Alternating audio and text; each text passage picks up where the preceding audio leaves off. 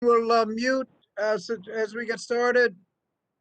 Good afternoon, and I call the Committee on Education and Labor to order and thank my colleagues for being here today. Before we begin, we'd like to take a moment of silence to acknowledge the passing of a member of our committee, Representative Wright of Texas. Regrettably, he battled COVID after surviving cancer and joined the over 450,000 Americans who have succumbed to the disease during this difficult time for so many in our communities. We need to do everything we can to make sure this doesn't happen. I'll yield to the ranking member if she'd like to say anything prior to the moment of silence. Thank you, Mr. Chairman. I'd like to take a moment to honor Representative Ron Wright. He was a beloved member of this committee. His work ethic, dedication, patriotism, and passion for public service, which started long before he was a member of Congress when he worked as a congressional staffer, will leave a lasting mark on all of us for years to come. Thank you for having this moment of silence for him. Thank you, and we'll now observe a moment of silence.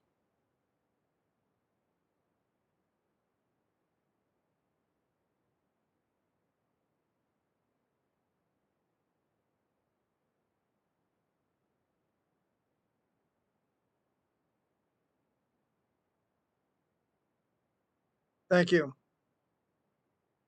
We meet today for several purposes. First, we want to introduce our new members to the committee on both sides of the aisle. Then we'll adopt our committee rules of procedure for the 117th Congress. Then we need to approve subcommittee chairs and ranking members, as well as approve assignment of members to subcommittees. Fourth, we need to share the committee oversight plan for the 117th Congress with all the committee members. And the chair announces that any requests for recorded votes may be ruled pursuant to Rule 11 of the Rules of the House of Representatives.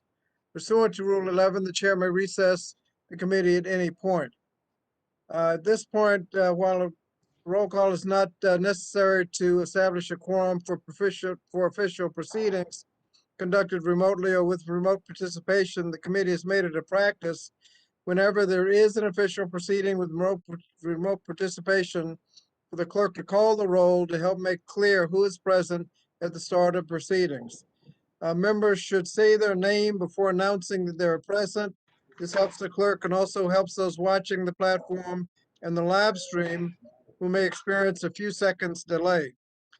This time, the clerk will call the roll. Chairman Scott. Representative Scott is present.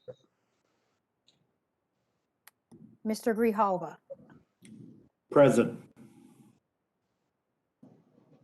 If you could state your name before you say present. Raul Grijalva, present. Thank you. Thank you. Mr. Courtney.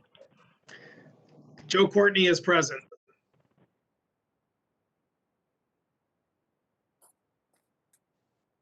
Mr. Sablan. Lily Sablan is present. Miss Wilson. Miss Wilson is present.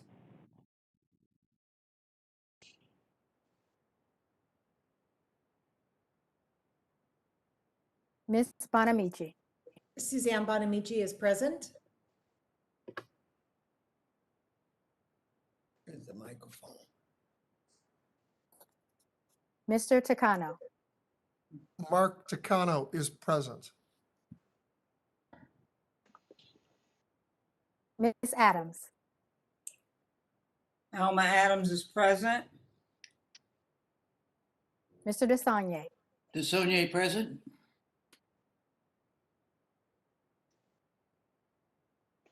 Mr. Norcross. Don Norcross is here. Miss Jayapal.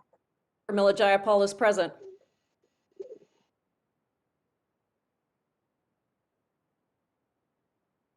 Mr. Morelli. Mr. Morelli is present.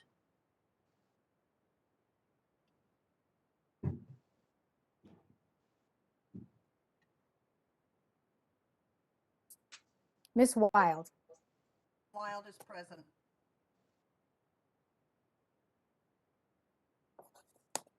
Mrs. McBath, Lucy McBath, present. Mrs. Hayes, Johanna Hayes is present. Mr. Levin, Andy Levin, present.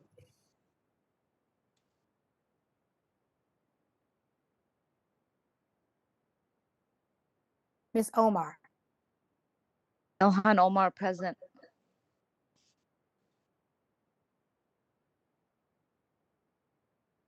Ms. Stevens, Haley Stevens is present. Ms. Ledger Fernandez, Teresa Leger Fernandez is present.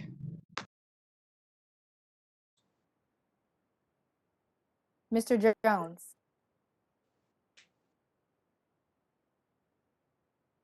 Present.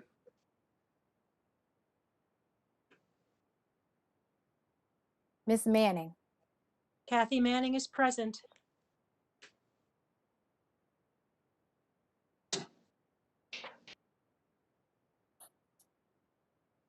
Mr. Mervan, Frank Mervan is present.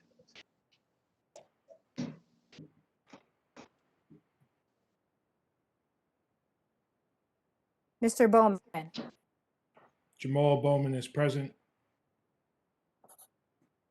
Mr. Pocan, Mark Pocan is present.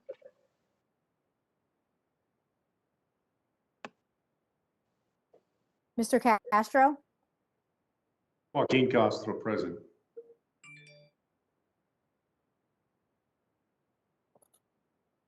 Ms. Cheryl, Is that Michelle Cheryl is present. Oh, sorry. Mr. Yarmouth, Yarmouth is present. Mr. Espaillat,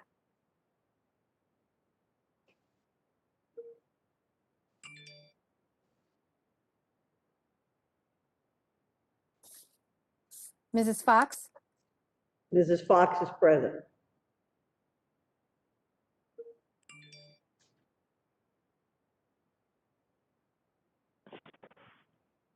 Did you hear me?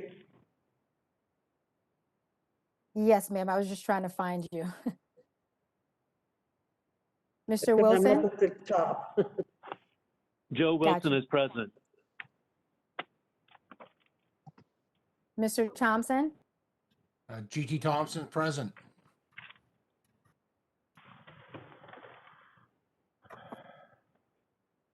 Mr. Wahlberg, Wahlberg, present.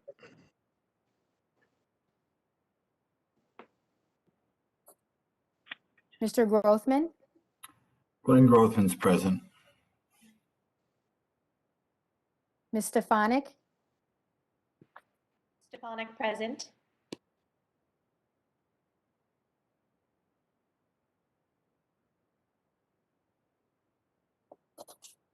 Mr. Allen, Mr. Allen is present.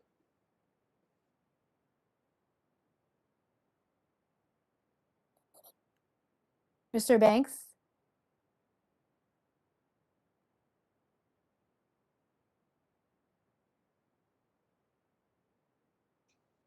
Mr. Comer,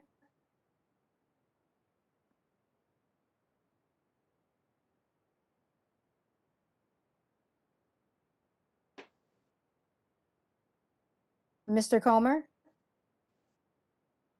Here. Mr. Fulcher,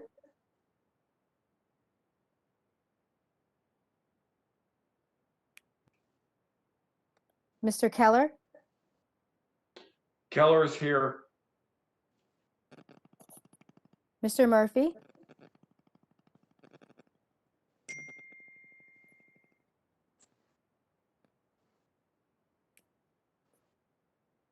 Mrs. Miller Meeks,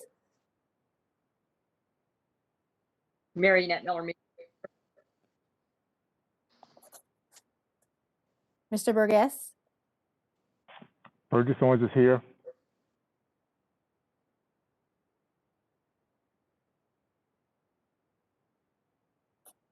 Mr. Good, Bob Good is here.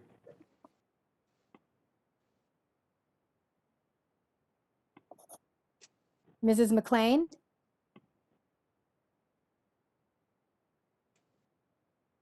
Mr. McLean is present. Mrs. Harshbarger, Dinah Harshbarger is present. Mrs. Miller, Mary Miller, present.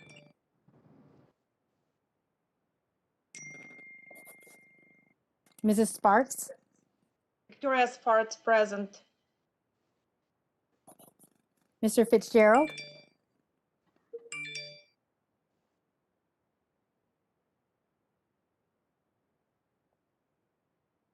Mr. Cawthorn,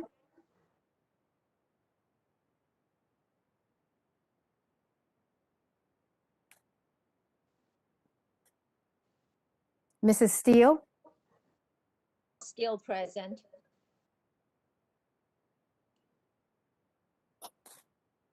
Mr. Chairman, this concludes the roll call.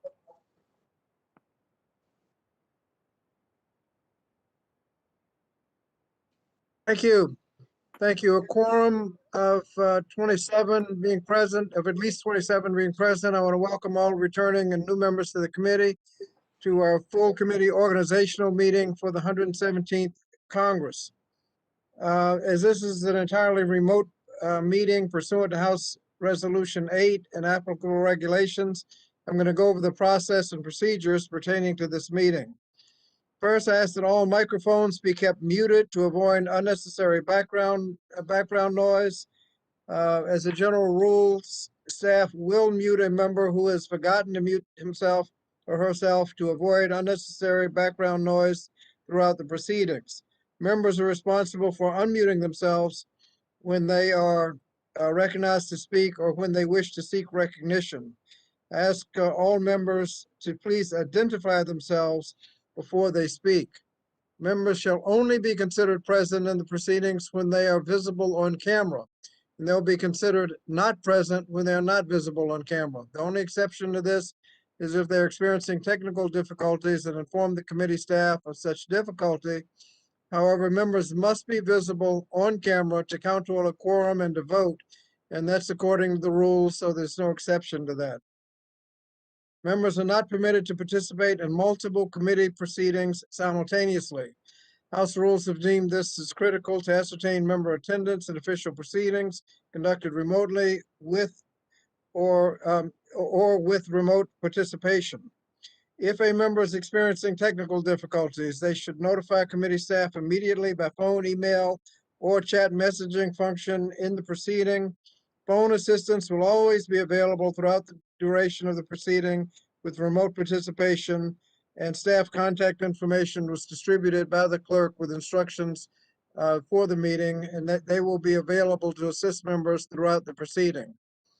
Any chat or messaging function available on WebEx is limited to use for technical or logistical support only, and it will be excluded from public video stream and will not be considered part of the committee record. It is, however, visible to all participants in the proceeding, including members and staff on both sides of the aisle. So please do not use the chat or messaging function for anything other than technical or logistical support. It will not be used to note a presence or attendance or to seek recognition. The remote platform is opened 1 hour before the official proceedings begin, so I encourage members to join any meeting well before the meeting starts with the camera and microphone on to do a check with the host before the proceedings begin. Members are advised that as soon as they join the software platform, everything they say or do is public and may be live streamed even before the official proceedings begin. Therefore, members are also advised that after the camera and microphone check, they should mute themselves to avoid background noise and inadvertent broadcast. Participants on the software platform are limited to those included on the participatory list shared by the committee clerk in advance of the meeting. Permitted staff should always keep microphones muted and video cameras off. This is an entirely remote proceeding, and as such, the committee's hearing room is technically officially closed. Members who choose to sit with their individual devices in the hearing room must wear headphones to avoid feedback, echoes, and distortion resulting from more than one person on the software platform sitting in the same room. Members are also expected to adhere to social distancing and safe healthcare guidelines, including the use of masks, hand sanitizer, and wiping down areas both before and after their presence in the hearing room. All official proceedings will be live streamed on the committee's website, and the public and press will have real-time access to the proceedings in this manner. Proper attire is expected by members participating remotely as if in person in the committee room. Backgrounds on your screen should be non-political and minimally distracting.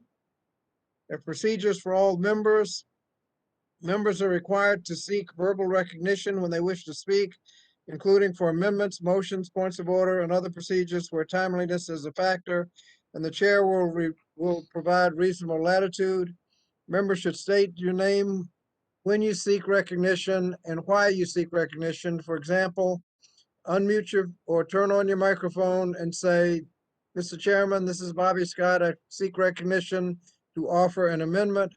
Or, "Mr. Chairman, this is Bobby Scott. I seek recognition to reserve a point of order." Or, "Mr. Chairman, this is Bobby Scott. I seek recognition to strike the last word." It is important to note that submission of an amendment by the electronic repository does not discharge a member from the requirement to seek recognition verbally in order to technically offer the amendment. Amendments must be submitted electronically to the amendment repository pursuant to the instructions in the notice of amendment process that was distributed to all committee offices by the clerk with the meeting notice. Amendments must be submitted to the repository before they can be offered at the meeting. Before and during the meeting, amendments must be distributed electronically to staff.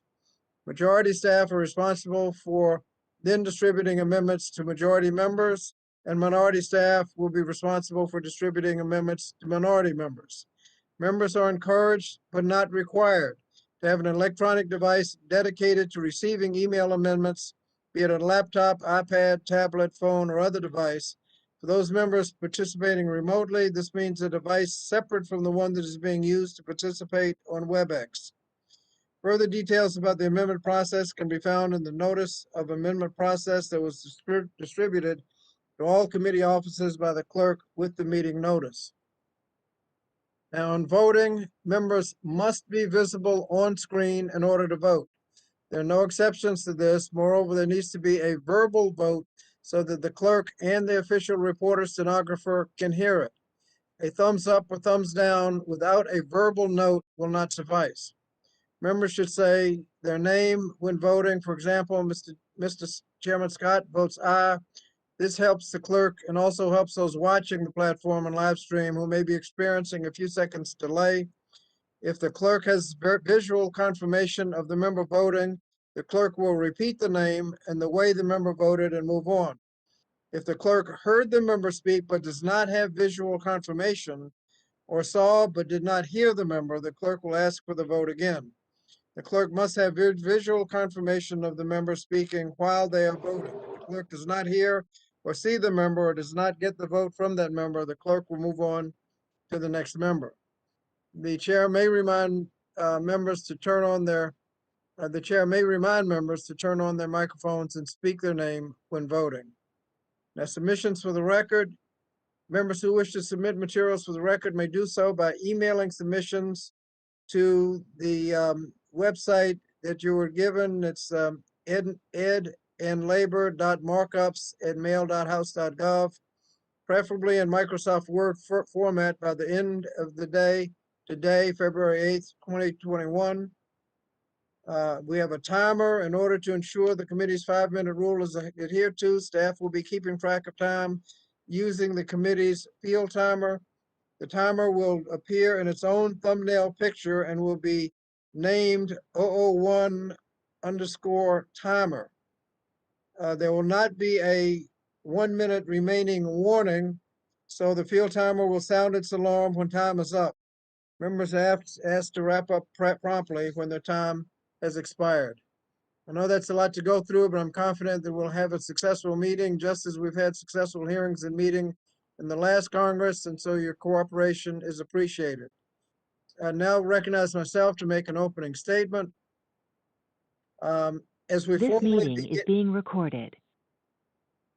as we formally begin our work for the 117th Congress, I want to express my commitment to working with every member of the committee to achieve the goals we share, ensuring that all members and all people across this nation have access to a quality education, good paying jobs, and affordable health care. We will not always agree on the path of achieving these goals, but I hope we will agree to work in good faith and follow evidence and research in developing policies that will improve the lives of the people we serve. This committee has the authority and responsibility to address many of the urgent issues facing our communities today. First and foremost, we must do everything in our power to provide our children, students, educators, workers, and families with the relief to get through the COVID-19 pandemic. We have a duty to improve the quality and we have the duty to improve the quality of life and of individuals, and to lower the cost of our education system from early childhood education to college and career. We also have the duty to help build back our economy that lifts hardworking families out of poverty and supports the middle class. We also have a duty to ensure access to affordable health care for people across the country, particularly those with pre-existing conditions. And finally, we have a responsibility to ensure that our laws are properly enacted and enforced. The committee will conduct vigorous oversight to ensure that departments, agencies, programs, and statutes under our jurisdiction are executed in an effective, efficient, and transparent manner, as well as follow congressional intent in their scope, activities, and operations. As our country continues to face unprecedented challenges, we must recognize that securing urgent relief for our communities, passing meaningful legislation, and conducting vigorous oversight will require us to work together. And as chairman, I look forward to working with each and every one of you to find meaningful solutions for the people across the country. And now I'd like to welcome and introduce the new majority members of the committee. The committee's Democratic members reflect a broad cross-section of America. They include attorneys, educators, business owners, organizers, local leaders who have served diverse communities across the country. Their expertise and experience will be invaluable for our committee's efforts to respond to the pandemic and ensure that everyone in this country can succeed. Congresswoman Teresa Leger Fernandez represents New Mexico's 3rd Congressional District. Before coming to Congress, she worked as an attorney and advocate and helped build schools, rural health clinics, broadband businesses, affordable housing, and critical infrastructure for New Mexico. Congressman Mondaire Jones represents New York's 17th Congressional District. Before coming to Congress, he worked as a litigator in private practice, where he was awarded the Legal Aid Society of New York. He was honored by the Legal Aid Society of New York for his pro bono service, investigating claims of employment discrimination and helping families defrauded during the Great Recession to recover funds. Congresswoman Kathy Manning represents North Carolina's 6th Congressional District. Before coming to Congress, she worked to expand access to early childhood education, college scholarships, and workforce development through the United Way, University of North Carolina at Greensboro, and other nonprofit organizations. Congressman Frank Mervyn represents Indiana's 1st Congressional District. Before coming to Congress, he served as the township trustee for the North Township, Indiana for over 15 years. Congressman Jamal Bowman represents New York's 16th Congressional District. Before coming to Congress, Dr. Bowman founded and served as the former principal of the Cornerstone Academy for Social Action, a public middle school in Eastchester, Bronx. Congressman Mark Pocan is a returning committee member who has represented Wisconsin's 2nd Congressional District since the 113th Congress. Before coming to Congress, he served in the Wisconsin State Assembly and has been a small business owner, union member, and longtime public servant. Congresswoman Mikey Sherrill represents New Jersey's 11th District. She previously served as Assistant U.S. Attorney in New Jersey and spent almost 10 years on active duty in the United States Navy. Congressman John Yarmouth is a returning committee member who has represented Kentucky's 3rd Congressional District since the 110th Congress. He's previously led a successful career as a publisher and newspaper editor.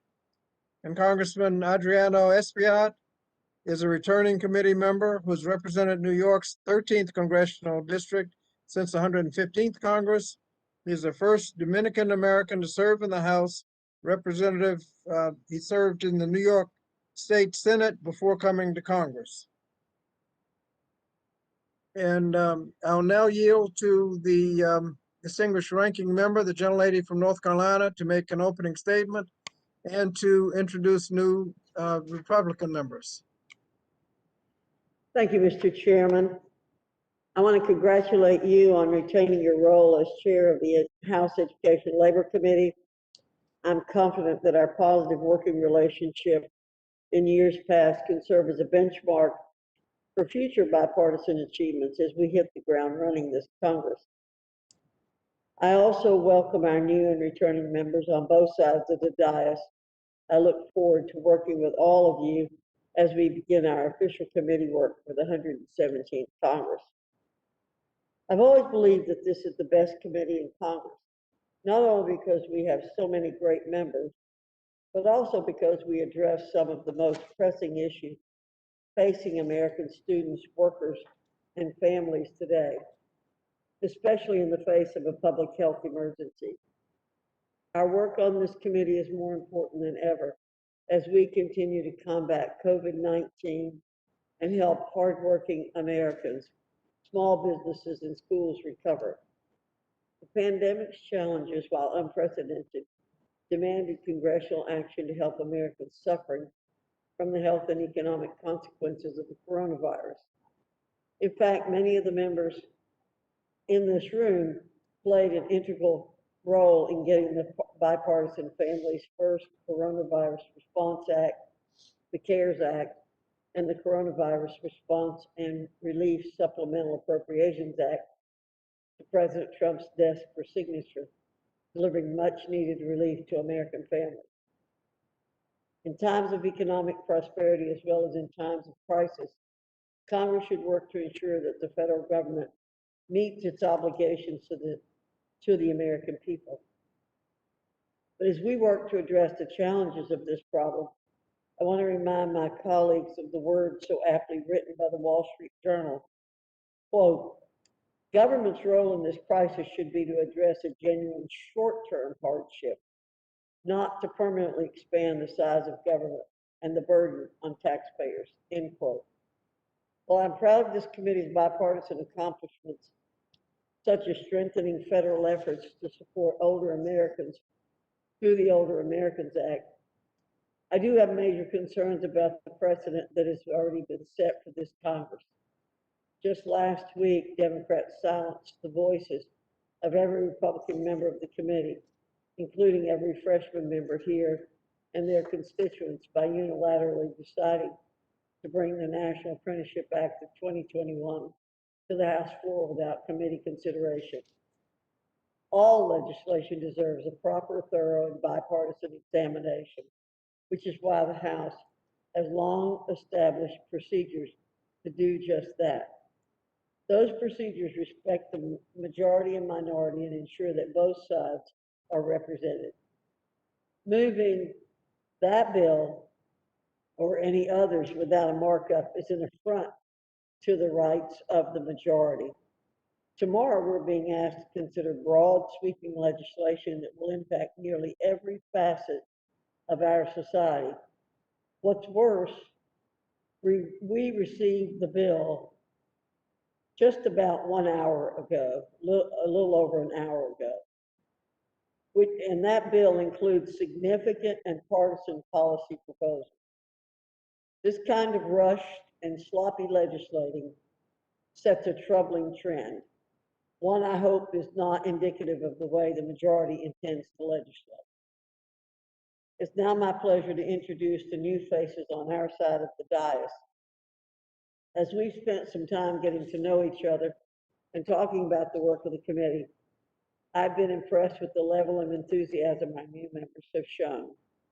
I'm pleased to introduce Representative Marionette Miller Meeks of Iowa, Representative Burgess Owens of Utah, Representative Bob Good of Virginia, Representative Lisa McLean of Michigan, Representative Diana Harshbarger of Tennessee, Representative Mary Miller of Illinois, Representative Victoria Sparks of Indiana, Representative Scott Fitzgerald of Wisconsin, Representative Madison Cawthorn, a fellow North Carolinian, and Representative Michelle Steele of California.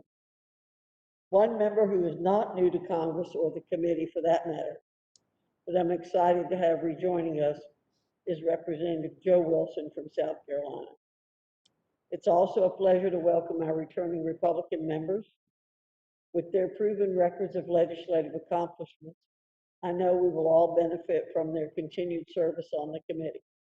Mr. Thompson, Mr. Wahlberg, Mr. Grothman, Ms. Stefanik, Mr. Allen, Mr. Banks, Mr. Comer, Mr. Fulcher, Mr. Keller, Dr. Murphy. Mr. Chairman, let me close by saying I very much appreciate your efforts to make this a model committee last Congress. And I'll join you in those efforts again this Congress.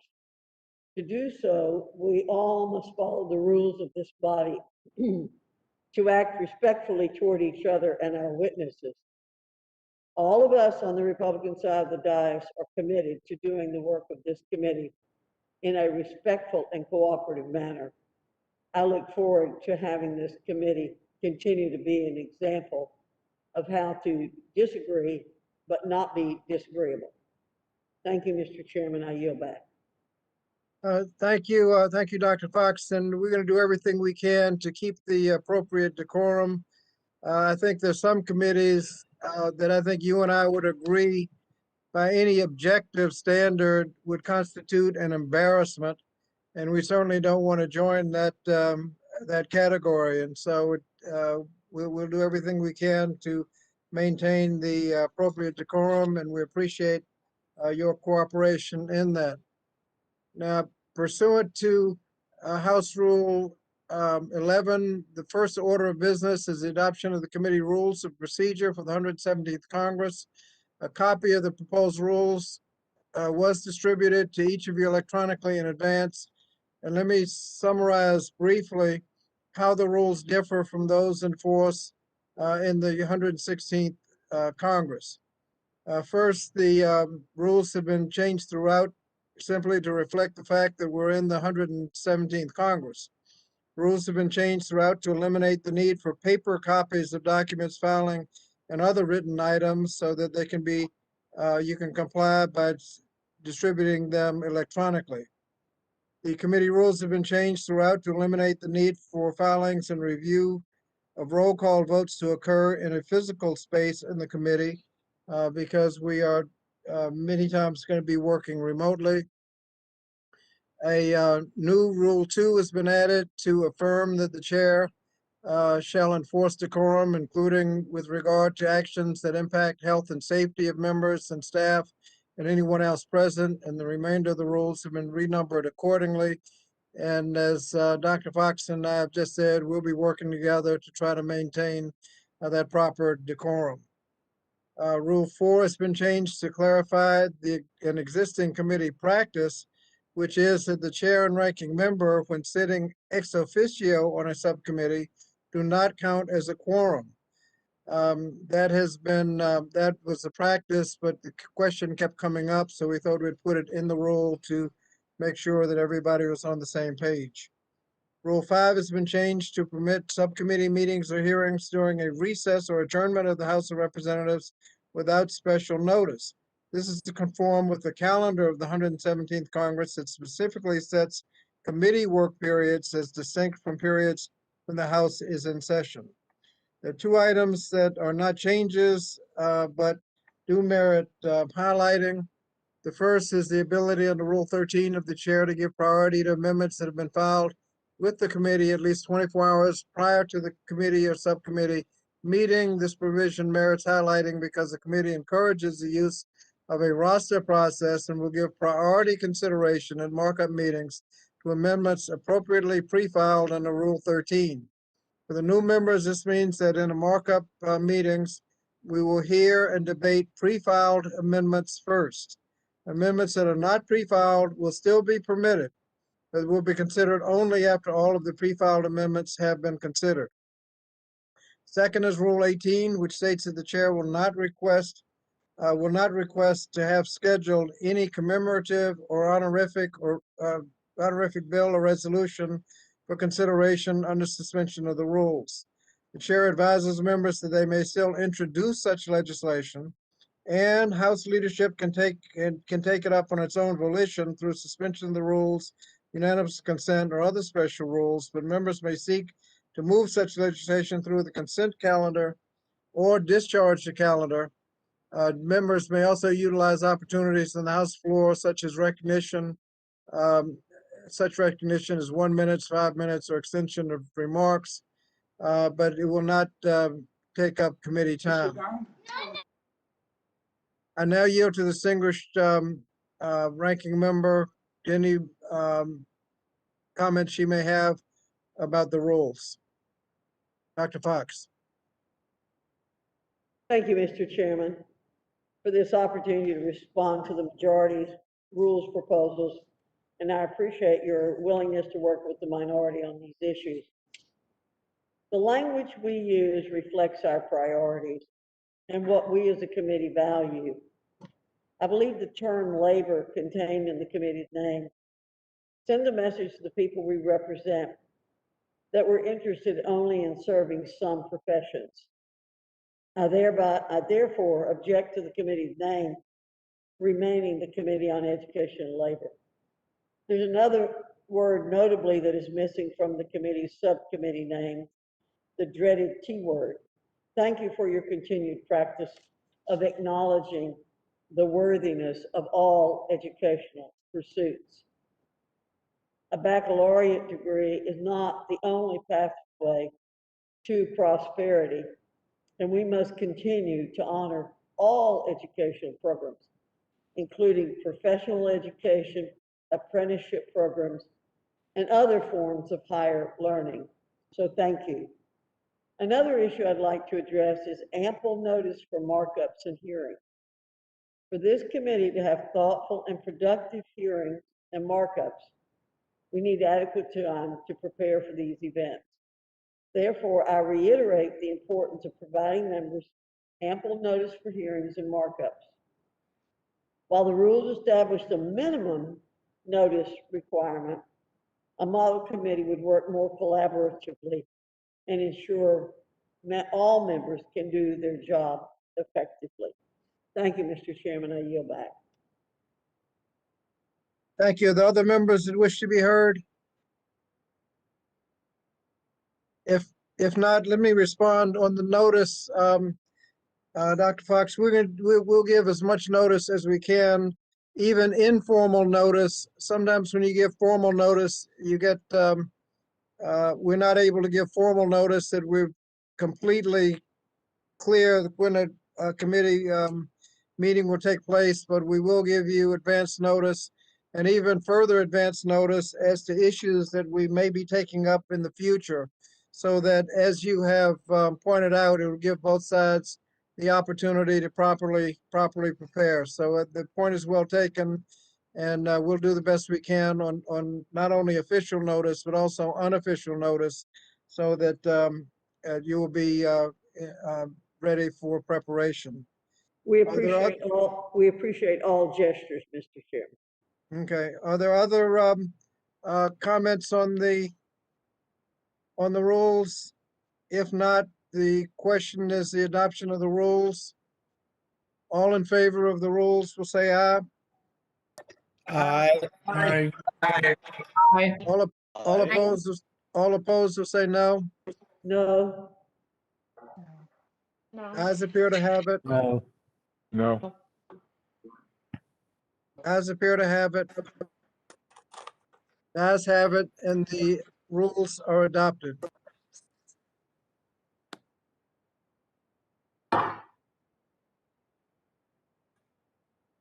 The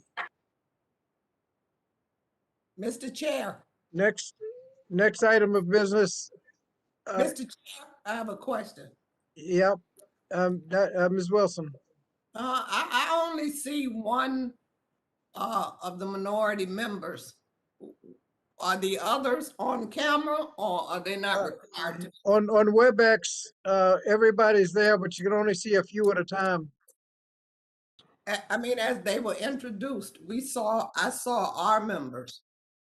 I haven't seen anyone except Right. Chairwoman Fox. Is Uh, that okay? They're there, but WebEx doesn't give you the, That's not true. Mr. Chairman, this is Susan oh, Wild. wait a minute. Yeah, if you go, yeah, you can go to, on the upper right-hand corner, you have layout, and you can Right. get the, what's called the, grid, Right. view, and you can see everybody. Everybody will be there. And Mr. There are also multiple pages, so they're there. Right, Mr. Chairman, there's an arrow to the right of your screen. If you just click the arrow, Representative Wilson, you'll continue to see the members in the group. Right. The next order of business is the subcommittee chairs, ranking members, and subcommittee assignments. We'll now, the next order of business is our subcommittee chairs and ranking members, a copy of rosters of full committee members as well as subcommittees listing chairs and ranking members was distributed in a few minutes so that everybody has that list. Each side has done their own, and we are confirming the actions. Pursuant to House Democratic Caucus rules, the full committee vice chair elected will be Representative Bowman of New York, who is elected by vote of the Democratic Committee Caucus. He brings his dedication to education and social action to the committee, and I look forward to his role as vice chair. The chairs will be for early childhood, elementary, and secondary education. The chair, once again, will be Representative Sablon, who is serving his sixth term on the committee. He has long been a champion of educational needs of the Northern Mariana Islands, specifically, and U.S. territories and outlying areas generally, in addition to early childhood for everyone, but he's taken a particular focus on the territories. For the Subcommittee on Higher Education and Workforce Investment, the chair will be Representative Wilson, who is serving her fifth term on the committee and brings her experience as an elementary school principal and a member of the Miami-Dade School Board to the committee. Last Congress, she was chair of the Subcommittee on Health, Employment, Labor, and Pensions. For the Subcommittee on Civil Rights and Human Services, the chair, once again, is Representative Bonamici, who's also in her fifth term in Congress. She's a longtime advocate for equity in education and for policies that provide workers with the skills they need to succeed in today's workforce. For the Subcommittee on Workforce Protections, the chair is once again Representative Adams. She's in her fourth term on the committee and brings her decades of experience as a college professor to the committee. And finally, the Subcommittee on Health, Employment, Labor, and Pensions. The chair is Representative DeSaulnier, who is in his fourth term on the committee. He brings his experience as a small business owner to the committee, where he champions opportunities and supports for working families. I look forward to the leadership on for our new subcommittee chairs will bring to the committee, and now yield to the distinguished ranking member any remarks that she may have to introduce subcommittee ranking members. Dr. Fox. Thank you, Mr. Chairman. The ranking member of the Subcommittee on Early Childhood, Elementary, and Secondary Education is Mr. Owens. The ranking member of the Subcommittee on Higher Education and Workforce Investment is Mr. Murphy. The ranking member of the Subcommittee on Health, Employment, Labor, and Pensions is Mr. Allen. The ranking member of the Subcommittee on Workforce Protections is Mr. Keller. And finally, the ranking member of the Subcommittee on Civil Rights and Human Services is Mr. Fulcher. I wanted to know, one member who came in after everyone was introduced that I noticed name came out, Mr. Chairman, was Dr. Murphy. I'm not sure how many more of our members came in, but thank you, Mr. Chairman. I yield back. Thank you. And so at this point, I move that the vice chair and the list of subcommittee chairs and ranking members as just announced, and the members of the that the ranking members and committee chairs, ranking members and vice chair as set forth be approved. Is there any discussion? If not, all in favor will say aye. Aye. Aye. All opposed say no. The ayes appear to have it. The ayes have it, and the vice chair and subcommittee chairs and ranking members have been approved. We'll now approve the subcommittee assignments. Once again, a copy of the roster of the full committee, full committee, as well as each subcommittee was distributed in advance. And does the ranking member have any comments on the subcommittees? No, sir. Okay, then I move that the subcommittee assignments as set forth in the rosters be approved. All in favor will say aye. Aye. All opposed will say no. Ayes appear to have it. The ayes have it, and the roster is approved. Without objection, the motion to reconsider is laid on the table. We'll now turn to the committee oversight plan for the 117th Congress pursuant to Clause 2, House Rule 10. The chair is responsible for preparing, in consultation with the ranking member, an oversight plan for the 117th Congress. The copy of the plan must be provided to each member of the subcommittee. Committee members shall have 7 days to review the oversight plan and submit, if they so desire, supplemental, minority, or additional or dissenting views. The chair is then responsible for submitting the oversight plan to the Committee on Oversight and Reform and the Committee on House Administration, together with any supplemental, minority, additional, or dissenting views submitted by any member of the committee within the designated time. Having prepared an oversight committee, having prepared a committee oversight plan and consulted with the ranking member, a copy of that plan was distributed to each of you in advance. Members shall have 7 calendar days to review the plan and submit supplemental, minority, additional, or dissenting views. That would be by midnight, before midnight on February 14th. I shall then submit the plan with any views received within the allotted time frame to the Committee on Oversight and Reform and the Committee on House Administration as required by the rule. Without objection, the plan is considered as read.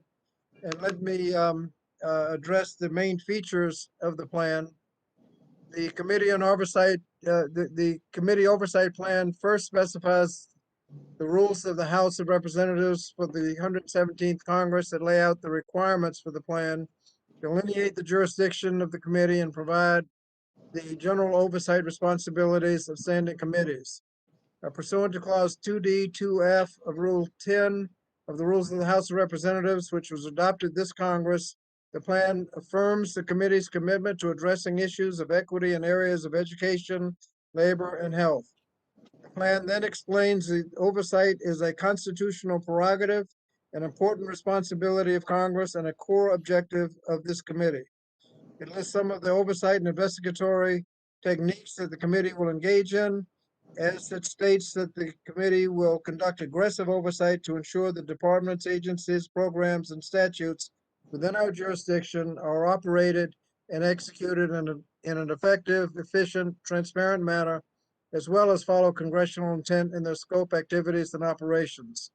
The plan then identifies broad areas for oversight and investigation that are priorities of the 117th Congress, including but not limited to the following: In the area of education, the implementation of Every Student Succeeds Act, the Department of Education's re-regulation and implementation of the borrower defense to repayment rules, the Department of Education Office of Federal Student Aid's procurement of the Next Gen Loan Servicing Platform and its policies regarding for-profit colleges, the administration of federal financial aid programs, the Public Service Loan Forgiveness Program, and the Office of Federal Student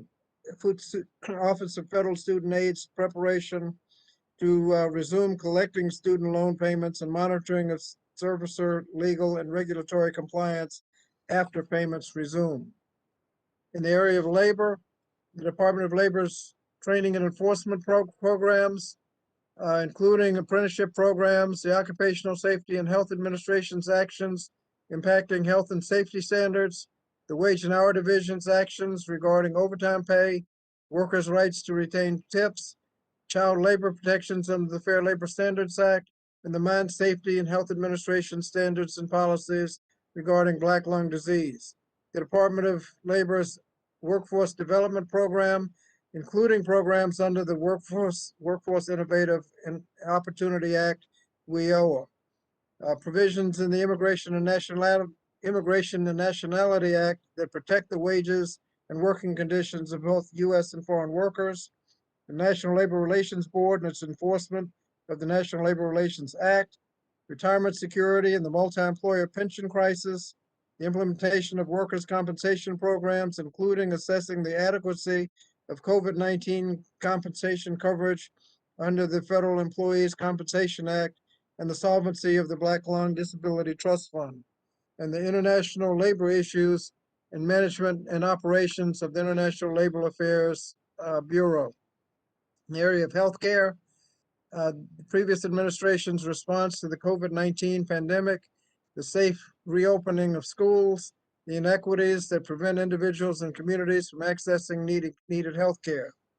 In other areas, the administration's enforcement of laws protecting the rights of students and workers with disabilities, the implementation of civil rights laws pertaining to education, labor, and employment, and healthcare to ensure that such protections are sustained and robustly enforced, community support programs and federal funding targeted to improving equity for vulnerable populations to ensure they achieve that goal, and the Department of Agriculture's administration of child nutrition programs. The plan also reserves the right to review and investigate general legislative, administrative, and regulatory issues affecting our jurisdiction. I now yield to the distinguished ranking member, Dr. Fox, for any remarks she may have about the oversight plan. Dr. Fox.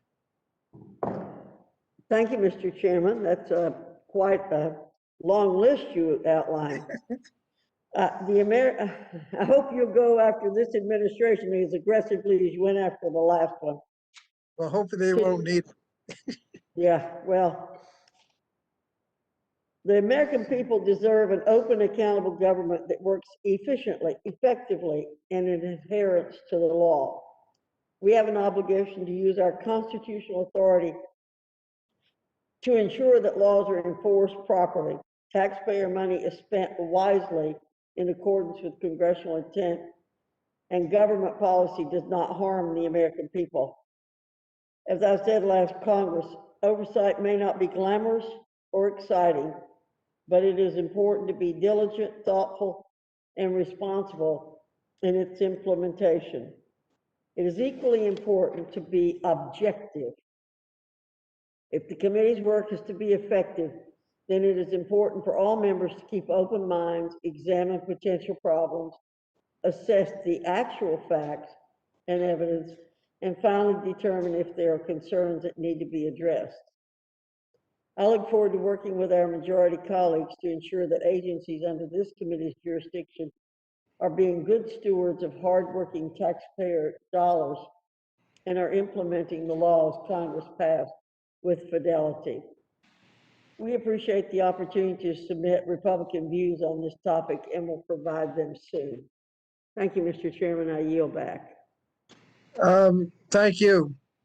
Does any member wish to be recognized to discuss the committee's oversight plan?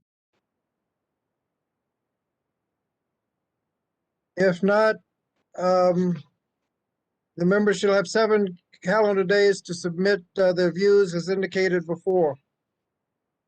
Without objection, this committee staff is authorized to make technical and conforming changes to reflect the action of the committee in adopting the resolution embodying our rules of procedure. Without objection. And this concludes the order of today's business. Once again, I want to welcome all of the returning and especially our new members to the committee and look forward to working with you for the benefit of our constituents of our great nation. And yield if she has any further comments, the ranking member or any other member before we conclude. I do have Dr. one Box. question. I do have one question, Mr. Chairman. You went over a very lengthy procedural, I don't know what to call it, but it was very, very lengthy. Is it your intention to do that at the beginning of every meeting? Because if so, members may want to know when to appear at the meeting. No, hopefully that would alert them to what the procedures are, that we would not have to repeat that at every meeting. Well, I certainly hope not. So thank you very much for clarifying that. It was not clear to us that that was a one-time operation. So thank you. Well, we can, we'll provide, if we do provide it, it'll be in writing so that people don't have to sit through it. Okay, very good. These meetings are getting longer and longer and longer.